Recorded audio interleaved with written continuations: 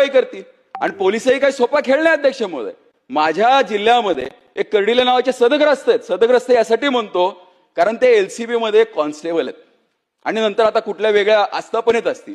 पण एक कॉन्स्टेबल काही कोटीच्या घरात राहतो आणि त्याच्याविषयी कोणी बोललं तर लगेच कारवाई होते. अनेक अधिकाऱ्यांना त्या ठिकाणी त्रास होतो, अनेक मोठ्या मोठ्या नेत्यांना त्रास होतो. त्यामुळे एवढी मजल काय येते तर ह्या कायद्यामध्ये कुठेतरी आपल्याला कडक अंमलबजावणी करावी लागणार आहे.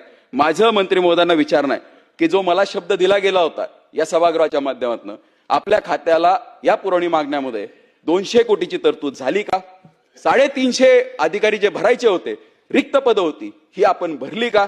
आणि भरली नसतील कारण त्याच्या परीक्षा झालेल्या आहेत, तर भरली नसेल तर आपण संबंधित अधिकाऱ्यावरती काय कारवाई करणार आहात का? आणि जी काही वस्तुस्थिती आहे जी ताईंनी मांडली, आपण अजूनही गोल गोल आम्हाला उत्तर दिलेलं आहे. अशी उत्तरं कृपया देऊ नका. त्या अधिकाऱ्याला काहीतरी करून आपण सक्तीच्या रजेवर काही दिवस पाठवा.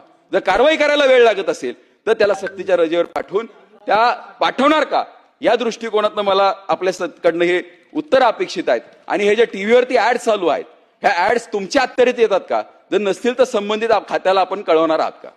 मंत्री महोदय.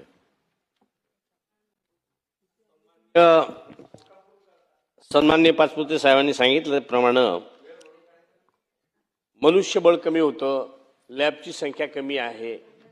तर मनुष्यबळ भरण्याच्या संदर्भातला जो काही विषय 2023 पासून पेंडिंग होता, तो आताच आपण 189 लोकांना त्यांचे नियुक्ती आदेश 7 जूनला त्या ठिकाणी दिलेत. त्यांना आता प्रशिक्षणासाठी म्हणून 1-1.5 महिन्याचा